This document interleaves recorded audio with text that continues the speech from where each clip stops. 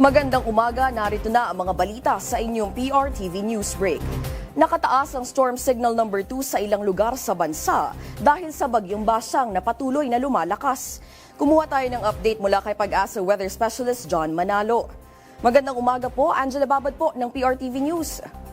Magandang umaga, Angela, at ganoon din sa ating mga taga-subaybay. Itong si Bagyong Basyang ay tuluyan pa nga na papalapit sa ating kalupaan. Ito ay nasa layong 385 kilometers east ng Hinatuan, Surigao del Sur.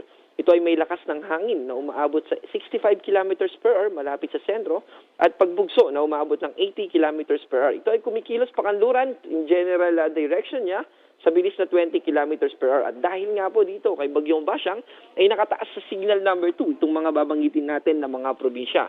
Kasama dito yung Surigao del Norte, kasama din yung Siargao, Bucas Grande Island, Surigao del Sur, extreme northern portion ng Davao Oriental, Agusan del Norte, Agusan del Sur, Misamis Oriental, northern portion ng Bukidnon, northeastern portion ng Lanao del Norte, northeastern portion ng Misamis Occidental, at probinsya ng Camiguin. Signal number 1 naman sa Cuyo Islands, southern portion ng Eastern Samar, southern portion ng Samar, Biliran, Leyte, Southern Leyte, Bohol, Cebu, Siquijor, Negros Oriental, Negros Occidental, Guimaras, Iloilo, Capiz, Aklan, Antique. Sa Mindanao, signal number 1 din dito sa Dinagat Islands, northern and central portions ng Davao Oriental, Davao de Oro, Davao del Norte, northern portion ng Davao del Sur, natitirang bahagi ng Bukidnon, northern portion ng Cotabato, Lanao del Sur, northern portion ng Maguindanao del Norte, natitirang bahagi ng Lanao del Norte, natitirang bahagi ng Misamis Occidental, eastern and central portions ng Zamboanga del Norte, northern and central portions ng Zamboanga del Sur, at northern portion ng Zamboanga Sibugay. So sa ating forecast track ay magpapatuloy pa nga yung pakanluran nitong direksyon at posible ito na maglandfall mamayang gabi or bukas ng madaling araw dito sa Surigao del Sur, sa Caraga region. At habang binabaybay niya yung northeastern part ng Mindanao ay magbabago yung direksyon ng pagkilos ito from westward magiging northwestward papalapit dito sa Sulusi sa pagitan niyan ng Palawan at Visayas. Posible ito na maglandfall din sa southern portion ng Negros Island region. Ang good news po dito ay hihina din naman ito. By Sunday ay manunumbalik ito sa tropical depression and by Monday ay magiging low pressure area na lamang ito.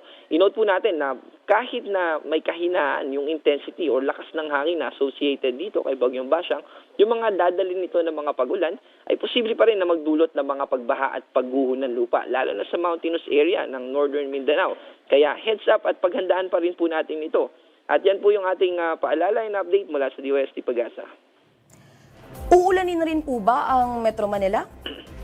Sa Saturday and Sunday ay magiging makulimlim po yung ating kalangitan at bahagyang tataas po yung tsansa ng pagulan dahil na rin ito sa shear line. Pero in terms of magnitude o lakas ng mga pagulan ay hindi naman po ito yung tipo na magpapabaha ng malawakan na katulad nung ina-expect natin doon sa dadaanan mismo itong si Bagyong Basyang. So magiging maulap lang po and relatively tataas yung tsansa ng pagulan. Maraming salamat, Pag-asa Weather Specialist John Manalo. Kakaibang road rage ang naitala muli sa Cainta sa lalawigan ng Rizal. Sa video makikita na nakatigil ang jeep matapos mag-counterflow at maharangan ang isang SUV.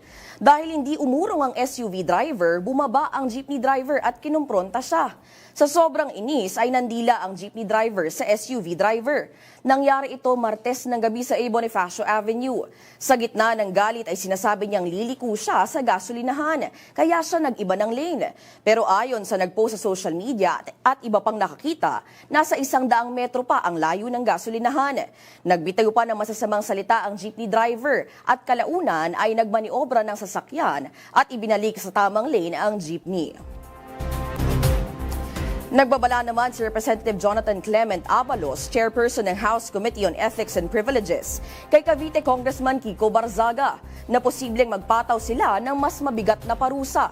At ito nga ay ang expulsion mula sa Kamara.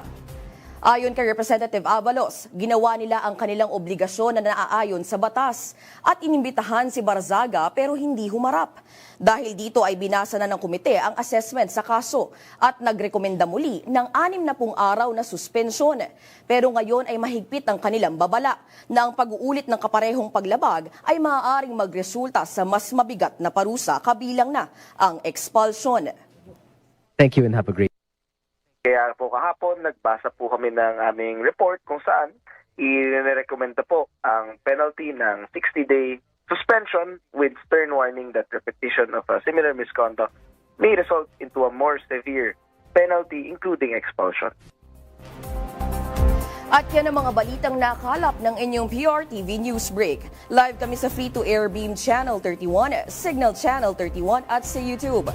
Tumutok din sa aming social media accounts sa Instagram, Facebook at TikTok sa @PRTV Prime Media.